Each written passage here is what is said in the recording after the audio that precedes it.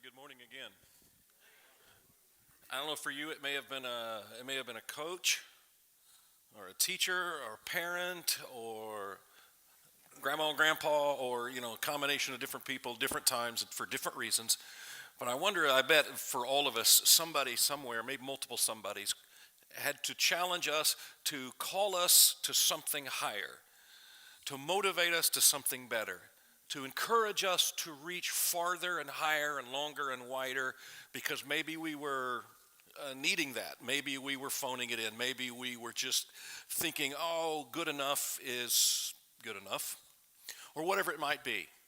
But I can now appreciate those. Sometimes with my dad, I remember, and it wasn't always something I enjoyed, or it might have been a teacher or somebody else along the way tried to push me, because maybe that's what I needed and didn't even know it at the time.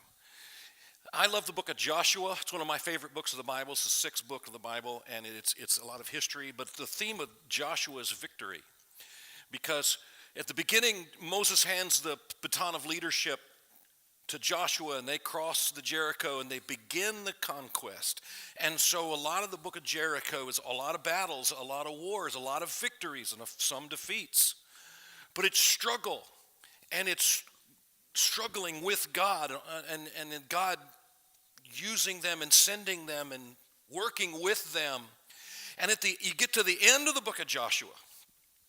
In chapter 24, it's Joshua's farewell address.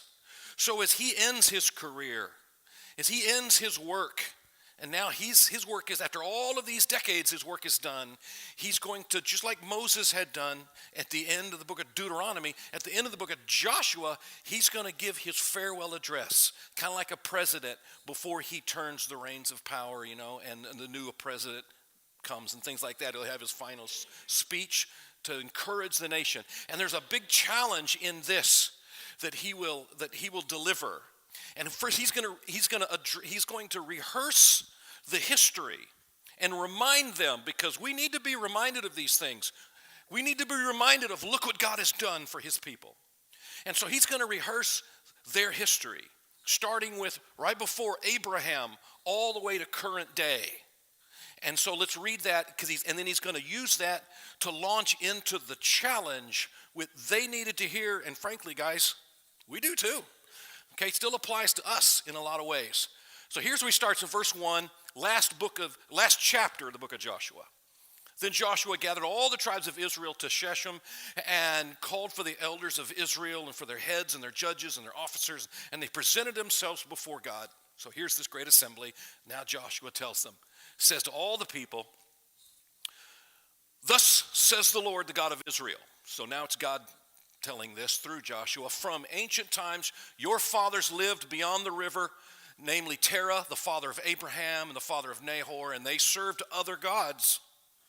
Then I took your father Abraham from beyond the river and led him through all the land of Canaan and multiplied his descendants and gave him Isaac."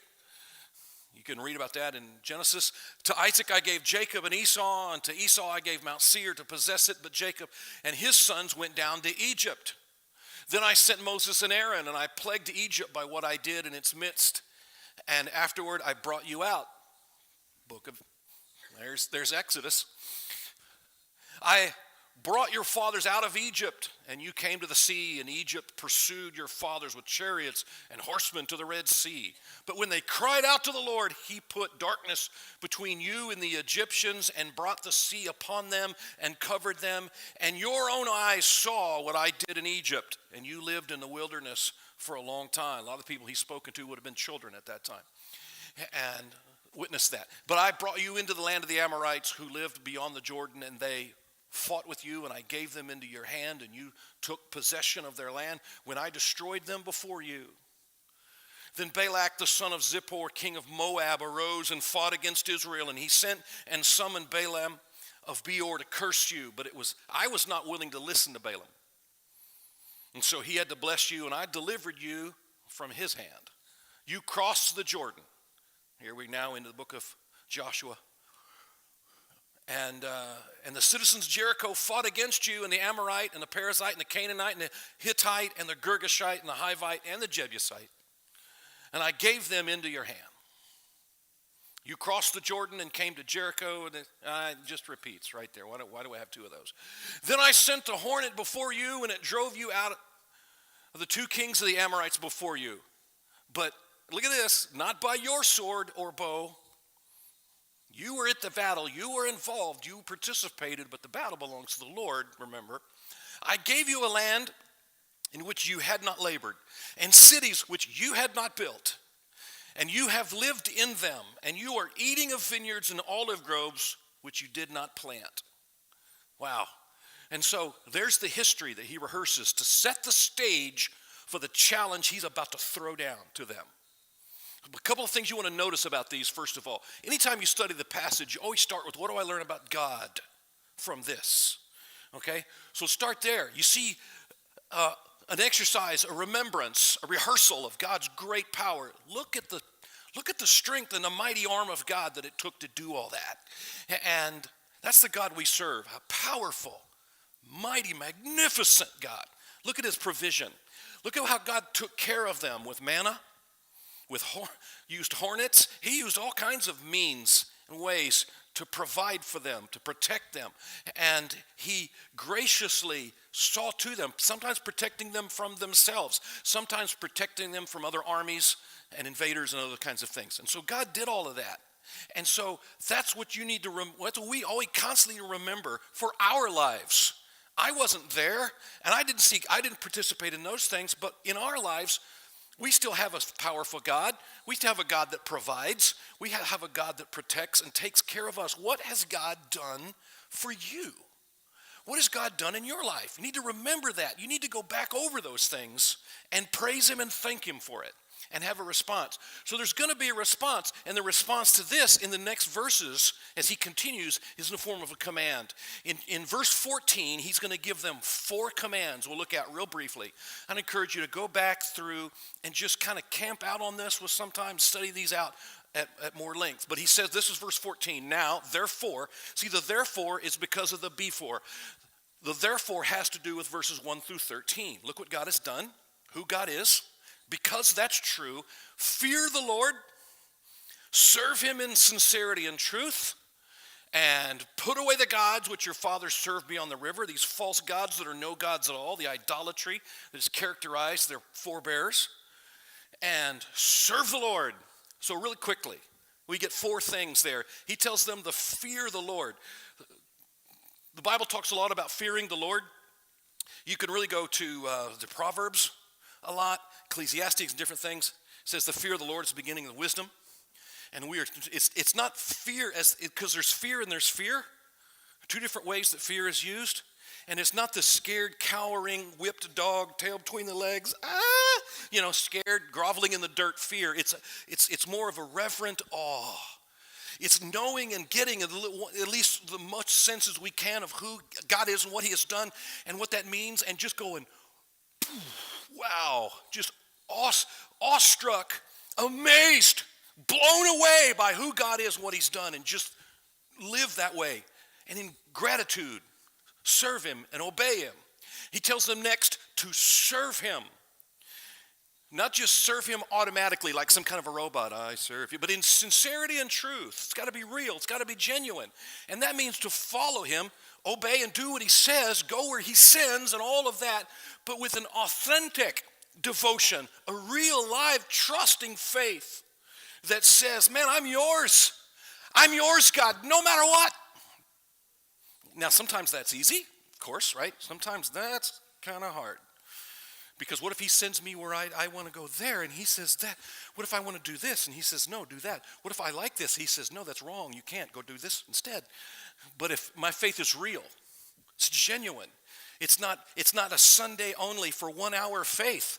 It is 24/7, 365, total, complete, absolute devotion. Whoa, that's a whole nother thing, isn't it? Than just, hey, here I am, I'll check box and see you next Sunday. Okay, that's just, man, living for him, belonging to him, loving him before and above anything and everyone else. That's what he seeks. And that's what he told him to do. Third thing, he says, you've got to put away the gods that your fathers served. You had a history, they had a history, those before them. And the world has a sad long history of serving gods that are not gods. I call them the little g gods. You don't capitalize that because they're not real. They're carved out of a tree trunk or out of a rock or some other metal. And you might put it on the mantle or in the yard or somewhere. You go to some little temple and you put a bowl of fruit and you do these things and you try to appease it so you can get what you want from it and pretend it's real. It ain't real. Can't do anything for you. And the Bible goes, one of the major themes of Scripture is that God really hates idolatry. Okay, he hates people who should be worshiping him, worshiping something else. The practice of idolatry. He loves the idolaters. He'll die for them, give his life for them. But he hates idolatry. And so we don't want to do that. So we've got to enthrone. He says, you put me and keep me as king of your heart. Is he king of your life? I mean, without rival, without equal. That he has no competition for who sits on the throne of your heart. Is that where God is? For you. Because we can't say, oh God, I'll put you in the top 5. That's pretty good. But, hey, family, career, my hobby, I got, but you're making the top 5. No, it's number 1. And he does not settle. He does not settle for anything less. He deserves nothing less, so give him nothing less. And so he says, and then the fourth command, serve the Lord.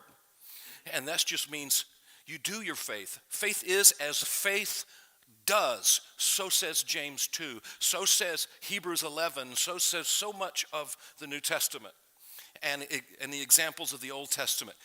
Real faith is lived out. It's practiced. It's not just here. It's not just even here. It is here. It's everywhere. And let your faith be something that determines your steps.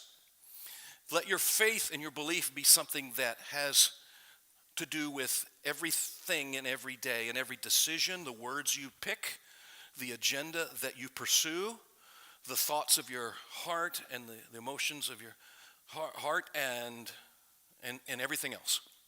So those are the commands. And so with that done, now he throws down the challenge. The last part, he's going to say in verse 15, that's gotten us through the verse 14 verses. Here comes now the challenge where he'll say, then all of that being so, if it is disagreeable in your sight to serve the Lord, choose for yourselves today. He lays down the challenge right there and he says, you pick, man, choose whom you're going to serve. None of this back and forth, none of this, oh, I'll do this for a while and then I'll go back over here. None of this. And of course, for us, it might be for some, they want I'm going to serve the world. I'm going to live deep in the world, do what the world does, think how the world thinks, believe what the world thinks, live how the world lives. But on Sunday, okay, I'm here, Lord, I'm at church, I'm doing my church thing, but Monday morning, back I go.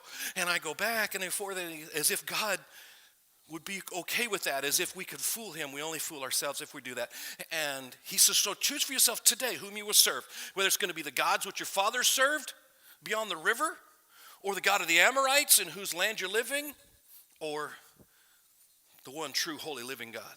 But he says, but I love how he ends this verse. Joshua makes it unequivocally clear. Whatever you pick, okay, if all of you go to the false gods, I won't. As for me and my house, that decision has already been made. That decision has permanently been made, he says. We will serve the Lord. What about us? So basically, he draws a line in the sand.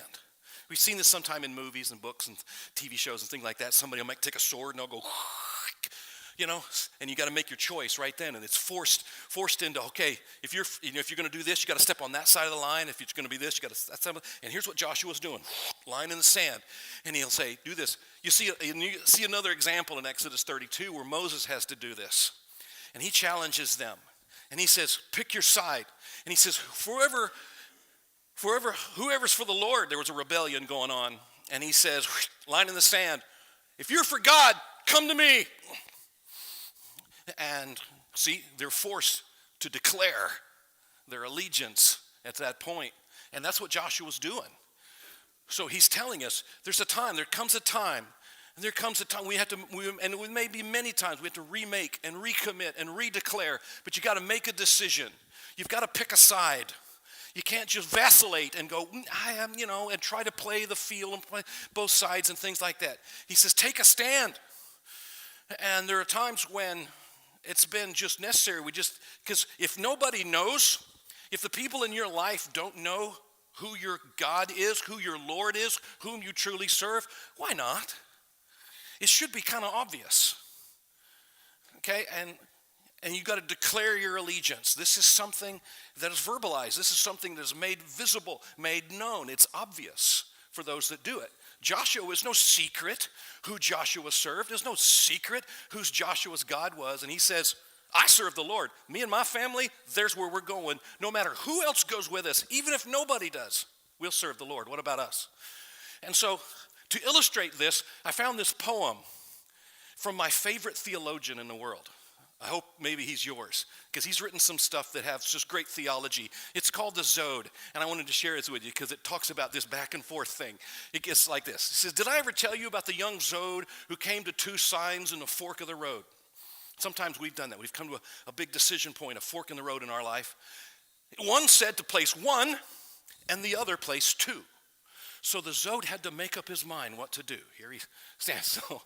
Well, the Zode scratched his head and his chin and his pants, and he said to himself, I'll be taking a chance if I go to place 1. Now that might be too hot. Oh, and so how do I know if I'll like it or not? On the other hand, though, I'd be sort of a fool if I go to place 2 and I find it too cool. In that case, I might catch a chill and turn blue. So maybe place 1 is the best, not place 2. You know who the theologian is yet? But then again, what if place 1 is too high? I might catch a terrible earache and die. So place 2 might be the best. On the other hand, though, what happens to me if place 2 is too low? I might get some strange pain in my toe. So place 1 may be best. And he started to go, and then he stopped and he said, on the other hand, though, other hand, though. And for 36 hours and a half, that poor Zode made starts and stops at the fork in the road saying, don't take a chance, no, you might not be right. Then he got an idea that was wonderfully bright. Play safe, cried the Zode. I'll play safe. I'm no dunce. I'll start out for both places at once.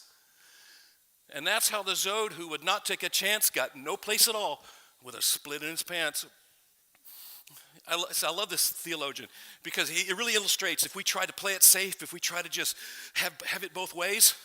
I want God and I want the world because, I should, but I need and I want, but I like it, but I want, and I'll try to do both. We end up being just like that guy said, my favorite theologian, Dr. Seuss. You got some brilliant theology put in his particularly unique way. So, go Dr. Seuss. All right. So here's the idea. We wrap up. First of all, like I said, we got to take a stand. Sometimes it's easy to just blend in to the background at work or at school and go, well, what if they, they might laugh. They might not invite me to the party. I might not get the promotion. And so there just comes a time when we need to hear Joshua's challenge in our life. To take a stand, to step up and to step out and to say, this is what I believe. This is how I will go. I will belong to Jesus. I will follow the Lord, no matter what. The last verse in 1 Corinthians 15 says, be steadfast, immovable, always abounding in the work of the Lord.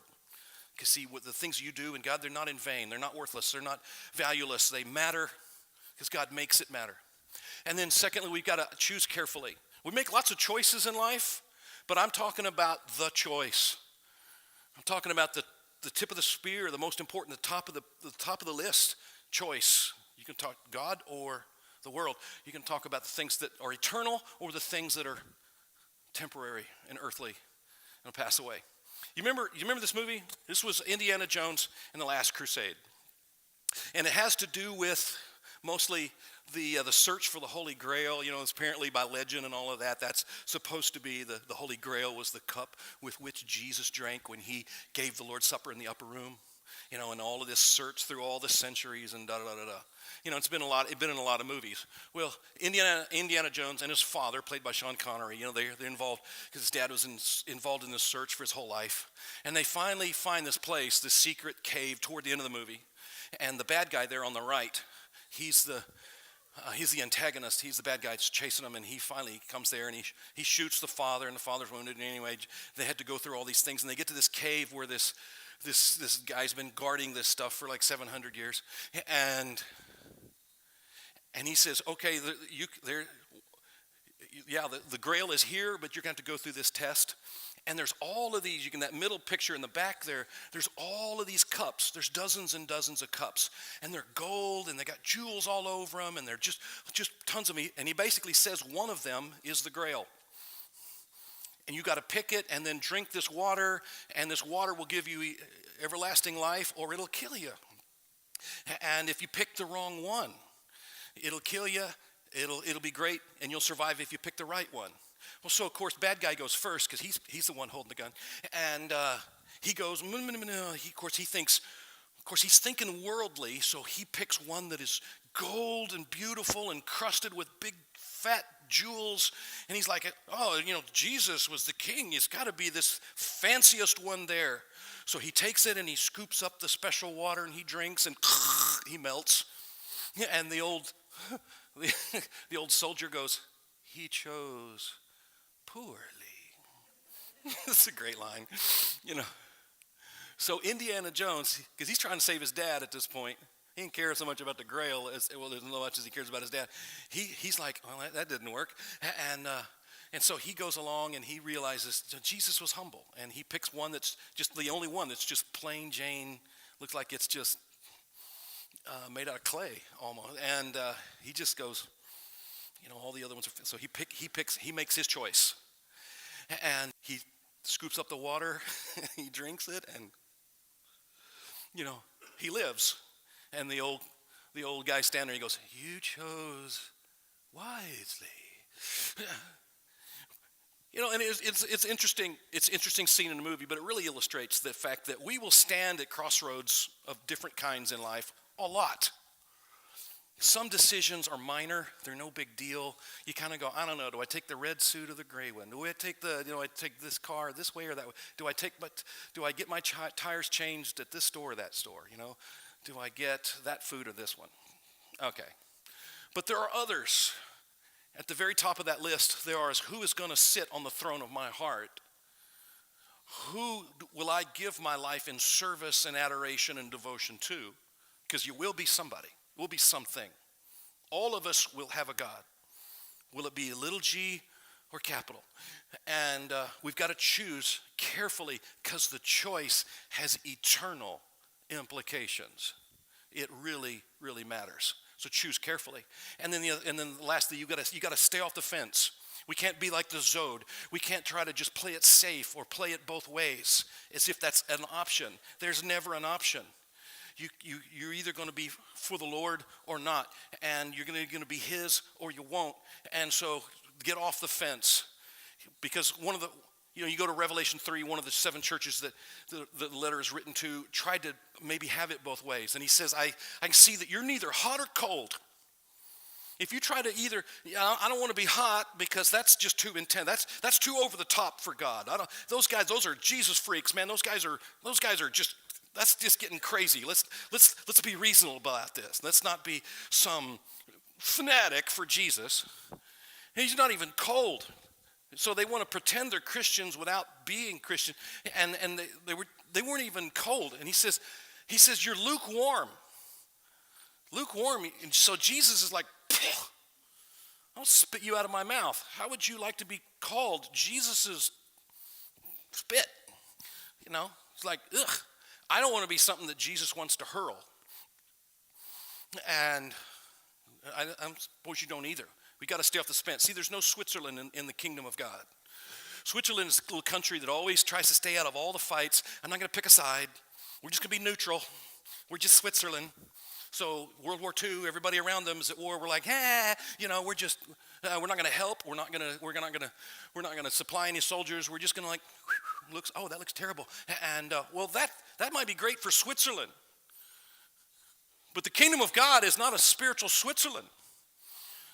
You've got to pick a side, and you've got to pick up, and then when you pick the Lord's side, you've got to pick up your sword and your shield and your boots and your helmet and go into the battle.